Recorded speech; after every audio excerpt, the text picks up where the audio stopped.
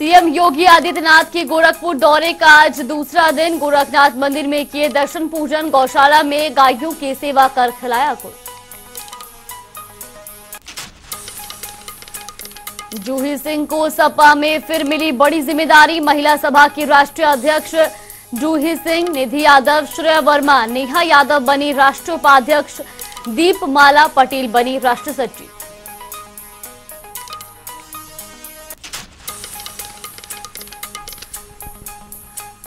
मुख्य सचिव दुर्गा शंकर मिश्रा और एसीएस वित्त प्रशांत त्रिवेदी के खिलाफ वारंट जारी। सीजेएम लखनऊ ने दोनों अफसरों को वारंट भेजा। मुख्य सचिव एसीएस वित्त की व्यक्तिगत पेशी के आदेश।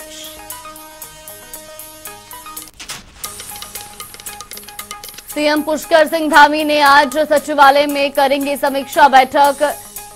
विपक्षी दलों के विधायकों के साथ बैठक, विकास कार्यों को लेकर करेंगे चर्चा।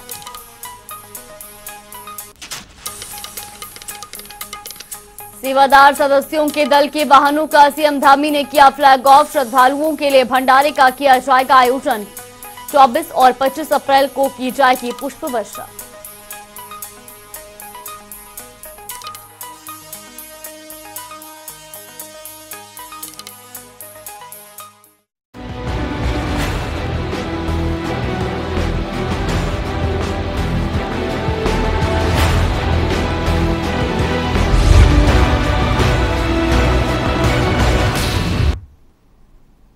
नमस्कार, बुलेटिन में स्वागत है आपका और मैं हूं आपके साथ जागृति कंथवाल। बुलेटिन की शुरुआत करेंगे बड़ी खबर के साथ। बड़ी और अहम जानकारी, गोरखपुर दौरे पर सीएम योगी आदित्यनाथ। तो गोरखनाथ मंदिर में सीएम ने किए दर्शन। सीएम योगी ने गायों को गुड़ भी खिलाया, उनकी सेवा की। ये बड़ी और अहम खबर आपको बता रहे, जहां सीएम योगी आदित्यनाथ गोरखपुर दौरे पर है। तो आज गोरखपुर दौरे का उनका दूसरा दिन है। वहीं गोरखनाथ मंदिर में सीएम ने दर्शन पूजन किए, जिसके बाद उन्होंने गायों की सेवा की और उन्हें गुड़ भी खिलाया। ये तस्वीरें भी आपको दिखा रहे हैं गोरखपुर से। ये बड़ी खबर आपको बता रहे, जहां सीएम योगी आदित्यनाथ का आज गोरखपुर दौरे का दूसरा दिन है। और रुक करेंगे अगली बड़ी खबर की ओर। बड़ी खबर आपको बता दें, प्रयागराज इलाहाबाद हाईकोर्ट से जुड़ी एक और बड़ी खबर। मुख्य सचिव दुर्गा शंकर मिश्रा के खिलाफ वारंट जारी हुआ है। वहीं एसीएस वित्त प्रशांत त्रिवेदी के खिलाफ भी वारंट जारी किया गया है। तो ये बड़ी खबर आपको बता रही, जहां मुख्य सचिव एसीएस वित्त को पेशी के आदेश दिए हैं। तो सीजेएम लखनऊ ने दोनों अफसरों को वारंट भेजा है। और साथ ही आपको बता दें कि इलाहाबाद हाईकोर्ट से जुड़ी बड़ी खबर आपको बता रही, जहां मुख्य सचिव दुर्गा शंकर मिश्रा के खिलाफ वारंट जारी किया गया है। और साथ ही एसीएस वित्त प्रशांत त्रिवेदी के खिलाफ भी वारंट जारी हुआ है। और इसी खबर पर ज्यादा जानकारी के लिए तौकीर किदवई और सैयद मोहम्मद आमिर हमारे साथ जुड़ गए हैं। तौकीर, सबसे पहले आपसे जानना चाहेंगे, अब जिस तरह से जो है दुर्गा शंकर मिश्रा के खिलाफ जो है वारंट जारी किया गया और साथ ही एसीएस वित्त प्रशांत के त्रिवेदी के खिलाफ भी जो है वारंट जारी हुआ है, क्या कुछ पूरी जानकारी मिल रही है? देखिए, पूरा मामला रिटायर्ड जजों की सुविधाओं से जुड़ा हुआ है। इसमें नौकर और अन्य सुविधाओं को लेकर एक याचिका डाली गई थी और कहा गया था कि आंध्र प्रदेश सरकार की तर्ज पर उत्तर प्रदेश में जजों को सुविधाएं दी जाएं। इसको लेकर सरकार लगातार मानना कर रही थी। कोर्ट ने कल कहा कि जिस तरह से लगातार दस्तावेज मांगे जा रहे थे, तो जो अधिकारी हैं वो इसमें टाल मटोल कर रहे थे और उसके बाद जो एक हलफनामा दिया वो भी झूठा दिया है। कल हाईकोर्ट ने इसी को लेकर सख्ती से टिप्पणी की और सचिव वित्त और प्रमुख सचिव वित्त को न्यायिक अभिरक्षा में रोक लिया गया। और इसके बाद जो नोटिस जारी किया गया है प्रमुख सचिव को, मुख्य सचिव को, और उसके बाद उनसे कहा गया है कि वो हलफनामा उसमें दें कि आखिर कैसे क्या इसको लागू करेंगे। सबसे बड़ी बात है कि अब सरकार के पास कोई बहुत अच्छा विकल्प नहीं बचा है, क्योंकि एक तरफ चुनाव आचार संहिता लागू है। ऐसे में अब सरकार कैबिनेट से प्रस्ताव को पास करके भी कोर्ट के पास नहीं जा सकती। इसलिए फिलहाल कल रात में ही सुप्रीम कोर्ट का दरवाजा खटखटाया गया और उस पर सुप्रीम कोर्ट से इसमें दखल देने की बात की गई है। लेकिन जिस तरह से हाईकोर्ट ने सख्त रवैया दिखाया है अपना, इससे लगता नहीं है कि सरकार को कोई बहुत ज्यादा लाभ होने वाला है और सरकार को कोई बड़ा फैसला लेना पड़ेगा, यानी कि इस प्रस्ताव को के लिए एक फ्रेश हलफनामा देना होगा और कहना होगा कि इतने दिन में इस सुविधाओं को लागू कर दिया जाएगा उत्तर प्रदेश में। लेकिन सबसे बड़ी बात यह है कि देर रात तक ये सभी अधिकारी वहां बैठे रहे और कई ऐसे अधिकारी थे जिनको पुलिस ने रात में छोड़ा है, वो कोर्ट ने रात में छोड़ने के आदेश दिए उसके बाद, लेकिन बावजूद 2 अधिकारियों को पूरी रात बैठा के रखा गया है और आज जो डीएस मिश्रा मुख्य सचिव उनको तलब किया गया है, उनको नोटिस जारी किया है। अब सरकार का अगला कदम क्या होगा ये देखने वाला वक्त बताएगा भी आने वाले समय में, लेकिन ये जरूर है कि कल सरकार की फजीहत बहुत कराई है इन अधिकारियों ने, क्योंकि जिस तरह से कोर्ट के मामले को लेकर भी टाल मटोल और हिला हवाली की गई, इस मामले में मुख्यमंत्री योगी आदित्यनाथ जरूर नाराज होंगे। जी बिल्कुल सैयद, आपसे भी जानना चाहेंगे, दोनों अधिकारियों को पेश होने के आदेश दिए गए हैं, इस लिहाजे में जो है क्या अधिकारियों की तरफ से अभी तक कोई भी प्रतिक्रिया सामने आई है? कुछ देर बाद करीब 11 बजे के तक इनको पेश होने के निर्देश अभी आदेश दिए गए हैं और जिसके बाद यहाँ पेश होना होगा हाई कोर्ट में और अपना पक्ष रखना होगा। जिस तरह से हाई कोर्ट ने कड़ा रवैया अपनाया है और नाराज दिखा हाई कोर्ट, जिसके बाद अब आदेश दिए, जिसके बाद 11 बजे ये कोर्ट में पेश होंगे और जिसके बाद ये आज फोकस साफ स्पष्ट हो पाएगा कि इस पे कोर्ट का क्या निर्देश है और सरकार की तरफ से क्या जवाब दाखिल किया जाता है। जी बिल्कुल, तौकीर आपसे भी जानना चाहेंगे, जिस तरह से दोनों अधिकारियों को पेश होने के जो है आदेश दिए गए हैं, किस वक्त जो है ये लखनऊ में ये पेशी होगी, क्या कुछ इसके लेकर के जानकारी मिल रही है? देखिए, ये 11 बजे के बाद इस पर सुनवाई होगी, लेकिन जिस तरह से हाईकोर्ट की सख्ती है और जिस तरह से कड़ी फटकार लगाई है हाईकोर्ट ने, उससे साफ जाहिर है कि सुप्रीम कोर्ट से भी बहुत ज्यादा फायदा नहीं मिलने वाला है, वहां से भी ज्यादा इसमें लाभ नहीं मिलेगा। और सबसे बड़ी बात यह है कि जिस तरह से 2 अधिकारियों को न्यायिक परीक्षा में रोका गया है, उससे जाहिर तौर पर अभी सरकार के लिए कोई बड़ा कदम उठाना बहुत जरूरी है ऐसे में। लेकिन सबसे बड़ी बात है कि आखिर अगला कदम सरकार का क्या होगा, कैसे वो अपने अधिकारियों को इस हाईकोर्ट के इस मसले से बाहर निकालेगी, क्योंकि सबसे बड़ा मामला यह है कि जो हलफनामा दाखिल किया गया था, सरकार हाईकोर्ट ने उसे नकार दिया है और कहा है कि यह हलफनामा झूठा है, यानी कि अगर फ्रेश हलफनामा भी दाखिल किया जाता है तो उसमें ही कुछ राहत मिल सकती है। अब इसमें सुप्रीम कोर्ट का दखल आ गया है, अगर सुप्रीम कोर्ट की तरफ से कोई राहत मिलती है तो जाहिर तौर पर हाई कोर्ट उसमें नरमी दिखा सकता है। लेकिन जिस तरह से कल पूरा प्रकरण हुआ है उसमें कहीं ना कहीं जो अधिकारी हैं उनकी हिलाहवाली सामने आई है और 2 अधिकारियों को देर रात तक छुड़ाने की कवायद चलती रही। वकील अपना तर्क देते रहे, लेकिन किसी भी तरह से कोर्ट ने मानने को इनकार कर दिया और कहा यह सीधे तौर पर कोर्ट क्या मानना है। जब एक मसले को लेकर लगातार उसमें दस्तावेज मांगे जा रहे थे तो क्यों हिलाहवाली की गई। आप देखना होगा कि जो डीएस मिश्रा है मुख्य सचिव, ये अपना जवाब दाखिल करेंगे, इनको प्रेजेंट भी होना है। और कल जो हाईकोर्ट की सख्ती थी वो जाहिर तौर पर डीएस जो मुख्य सचिव हैं उनके खिलाफ ही थी, क्योंकि जो सरकार का पक्ष रखने के लिए जो मुख्य सचिव ही चेहरा होता है, अगर उनकी तरफ से हिलावाली की गई। लेकिन जिस तरह से 2 अधिकारियों को कल बैठा लिया गया सचिव वित्त और प्रमुख सचिव वित्त को, उसके बाद अब उनको बाहर निकालना यानी कि कोर्ट कस्टडी से बाहर निकालना भी पुलिस के लिए बड़ी चुनौती है, सरकार के लिए बड़ी चुनौती है। लेकिन थोड़ी देर इंतजार करना होगा कि अभी 12 बजे के बाद तस्वीर साफ होगी कि सरकार ने क्या कदम उठाया है और सुप्रीम कोर्ट से क्या राहत मिली है। जी बिल्कुल, तौकीर सैयद, आप दोनों का बहुत बहुत धन्यवाद हमारे साथ जुड़ने के लिए और तमाम जानकारी हम तक पहुंचाने के लिए। तो ये बड़ी खबर आपको बता रहे थे, जहां मुख्य सचिव और एसीएस दोनों को अब कोर्ट में पेश होने के आदेश जारी किए गए हैं। तो सीजेएम लखनऊ में दोनों अफसरों को वारंट भेजा गया है। और रुक करेंगे अगली बड़ी खबर की ओर। बड़ी खबर आपको बता दें लखनऊ से, ये बड़ी खबर, जूही सिंह को मिली बड़ी जिम्मेदारी। तो सपा में फिर से एक बार बड़ी जिम्मेदारी जूही सिंह को दी गई है। वहीं आपको बता दें कि महिला सभा की राष्ट्रीय अध्यक्ष जूही सिंह को ये बड़ी जिम्मेदारी दी गई है। निधि यादव और श्रेया वर्मा राष्ट्रीय उपाध्यक्ष की जिम्मेदारी दी गई। वहीं श्रेया वर्मा भी राष्ट्रीय उपाध्यक्ष बनी है। दीपमाला पटेल को भी जिम्मेदारी दी गई है। तो लखनऊ से बड़ी खबर आपको बता दें, जहां सपा में फिर बड़ी जिम्मेदारियां एक बार दी गई हैं। महिला सभा की राष्ट्रीय अध्यक्ष जूही सिंह को जिम्मेदारी दी गई है। वहीं निधि और नेहा यादव राष्ट्रीय उपाध्यक्ष की जिम्मेदारी दी गई है। श्रेया वर्मा भी राष्ट्रीय उपाध्यक्ष बनी है। इसके अलावा दीपमाला पटेल राष्ट्रीय सचिव बनी है। तो लखनऊ से ये बड़ी खबर आपको बता रही, जहां सपा ने अब जो है बड़ी जिम्मेदारियां दी है। वैसे खबर पर ज्यादा जानकारी के लिए हमारे सहयोगी तौकीर किदवई हमारे साथ जुड़ गए हैं। तौकीर, जिस तरह से सपा ने जो है एक बार फिर से कार्यकर्ताओं को बड़ी जिम्मेदारी दी है, क्या कुछ पूरी जानकारी मिल रही है और क्या क्या जो है जिम्मेदारियां दी गई हैं?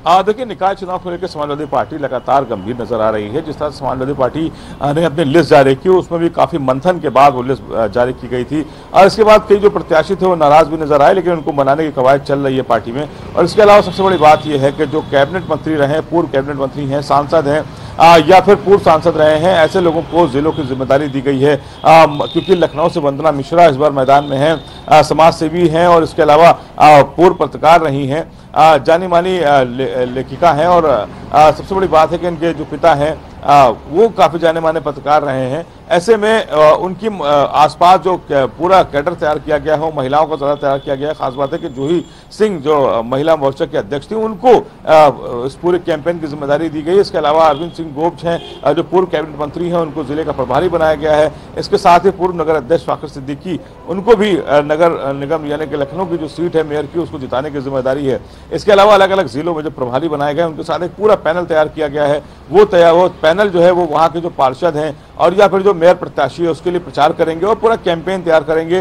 रोज के रोज रणनीति बनेगी और इसके अलावा किस तरह के नेताओं की जरूरत है उस जिले में, कहाँ पे क्या किस तरह का वोट बैंक है, जातिगत समीकरणों को समेटने के लिए किस तरह के नेताओं की जरूरत पड़ेगी, वो पूरा एक रणनीति के तहत वहां पर प्रचार करेंगे। सबसे बड़ी बात यह भी है कि इसमें जो बड़े चेहरे हैं, खास बात है, उनको उतारा गया मैदान में। यानी कि छोटे से चुनाव में जो निकाय चुनाव कहलाया जाता है उसमें बड़े चेहरों को जिम्मेदारी की गई है, जो समाजवादी पार्टी की बड़ी जिम्मेदारी है। लेकिन एक बड़ी बात यह भी है इसमें कि कल जिस तरह से एक स्टार प्रचारकों की लिस्ट आई है, उसको लेकर एक समुदाय में जो है काफी नाराजगी नजर आई, क्योंकि उसमें एक भी मुस्लिम चेहरा ना होने की वजह से समाजवादी पार्टी पे एक नाराजगी है लोगों से कि जिस तरह से एक बड़ी तादाद में मुस्लिम चेहरे पार्टी में है और खासकर आजम खान जैसा नेता जो समय काफी परेशानियों में है, स्टार प्रचारक लिस्ट में उसका नाम नहीं है। ऐसे में जो पूरी कम्युनिटी है उसके अंदर एक गुस्सा है कि समाजवादी पार्टी को जिस तरह से 2022 में बढ़ चढ़कर वोट भी दिया गया, इसके बावजूद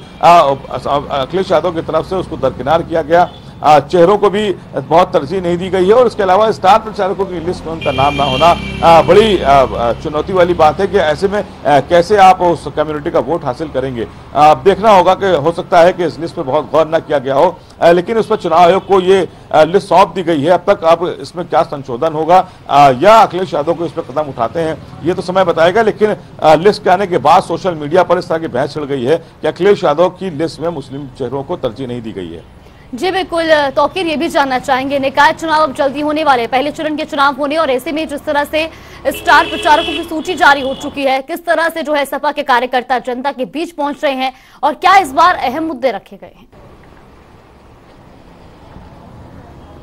देखिए, सबसे बड़ी बात है कि जिस तरह का ये चुनाव है उसमें जो स्थानीय मुद्दे हैं वो ज्यादा हावी रहते हैं, चाहे उनके सड़क का मुद्दा हो, नाली निकासी का मुद्दा हो, पानी का जो जलभराव हो जाता है बारिश में, क्योंकि अभी से 2 महीने बाद बारिश होने वाली है। ऐसे में जलभराव की समस्या लखनऊ में खासकर कई क्षेत्रों में नजर आती है, चाहे फैजुल्लागंज हो, चाहे त्रिवेणी नगर हो, कई दिनों तक, यानी कि गोमती नगर जो पौष इलाका कहलाता है, वहां पर भी जल निकासी की समस्या रहती है और वहां पर जलभराव कई दिन तक देखने को मिलता है। ऐसे में जो लोगों की मूलभूत सुविधाएं हैं, जो जमीनी सुविधाएं हैं, उसको लेकर ही लोग वोट करते हैं। सबसे बड़ी बात यह भी है कि जिस तरह से इस बार निकाय चुनाव को एक लिटमस टेस्ट के तौर पर देखा जा रहा है, क्योंकि इसके सीधे बाद अब लोकसभा का चुनाव होगा। ऐसे में इसको भी एक चुनौती के तौर पर सभी पार्टियां देख रही हैं। भारतीय जनता पार्टी ने भी एक बड़ी फौज तैयार की है, जिन्हें अब वो मैदान में उतारने वाले हैं। जो मंत्री हैं, जो कैबिनेट मंत्री हैं, वो चुनाव की कमान संभाल रहे हैं और उनको पार्षदों के लिए प्रचार के लिए जाना पड़ेगा। इसी तरह से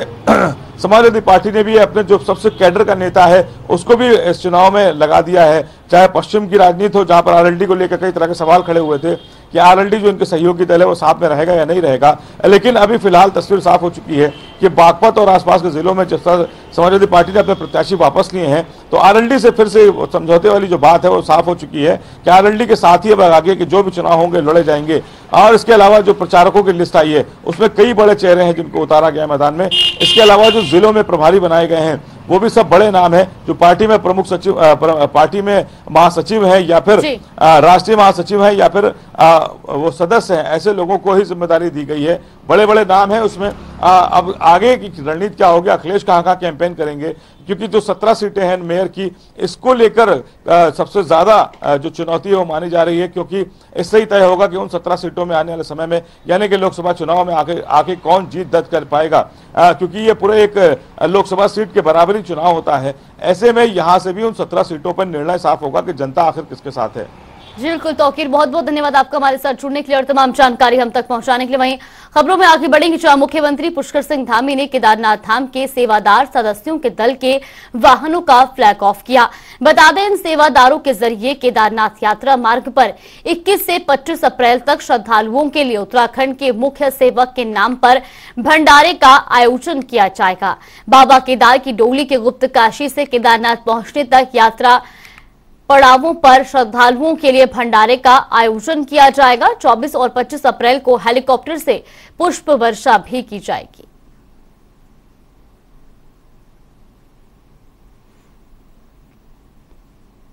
और रुक करेंगे बड़ी खबर का। बड़ी खबर आपको बता दें इस वक्त की बड़ी जानकारी, सीएम धामी आज करेंगे समीक्षा बैठक। ये बड़ी और अहम खबर, सचिवालय में समीक्षा बैठक करेंगे सीएम पुष्कर सिंह धामी। तो विपक्षी दलों के विधायकों के साथ ये बैठक आयोजित होगी।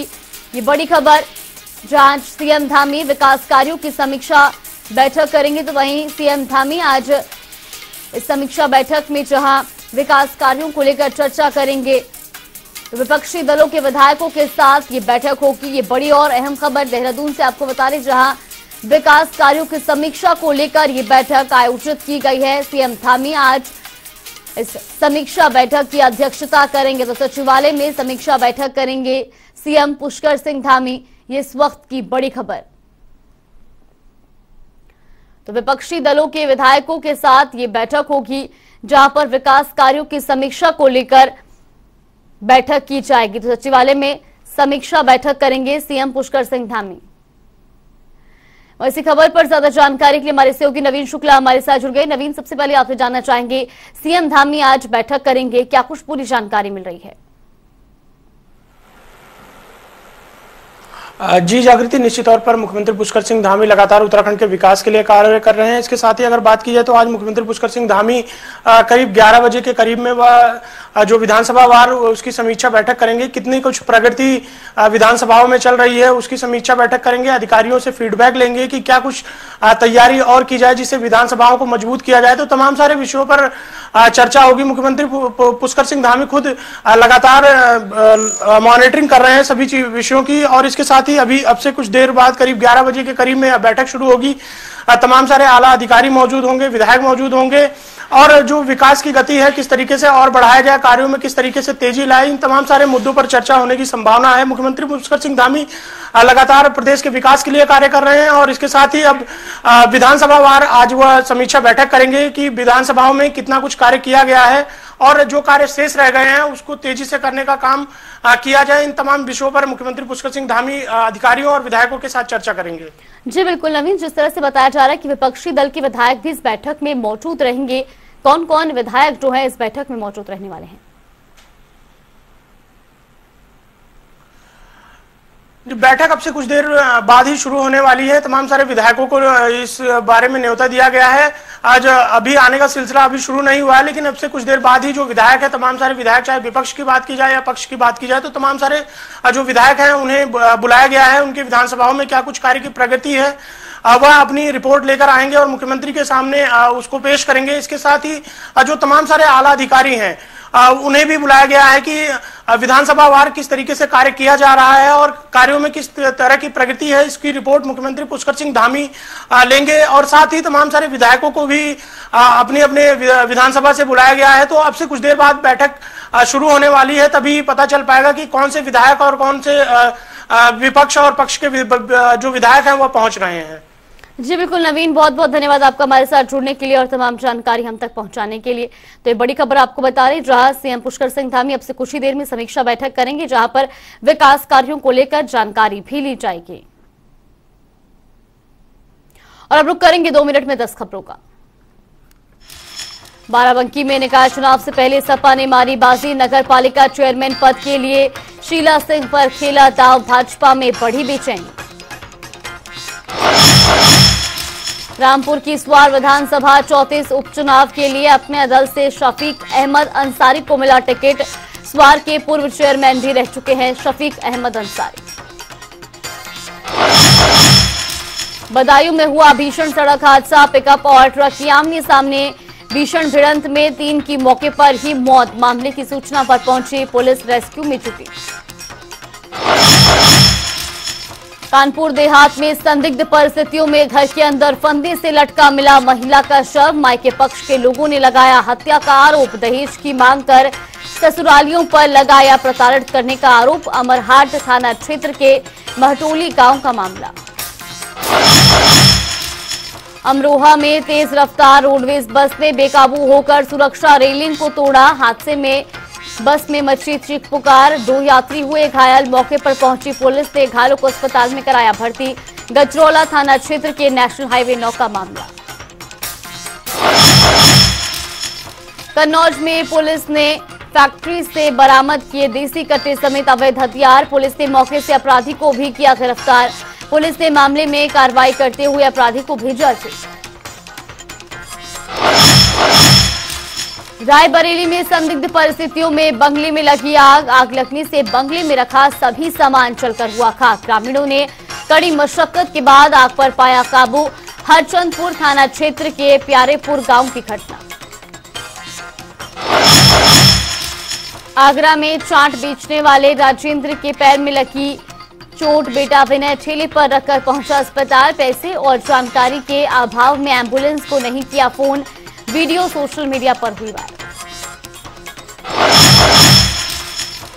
अमरोहा में चोरों के हौसले बुलंद। महिला सिपाही के कमरे का ताला तोड़कर 1.25 लाख का सामान चोरी।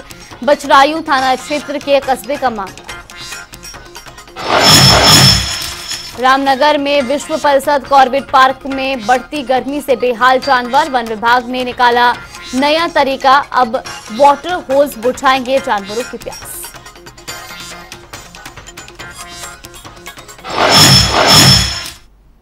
चलिए बुलेटिन में फिलहाल के लिए बस इतना ही। आप बने रहिए हमारे साथ। नमस्कार।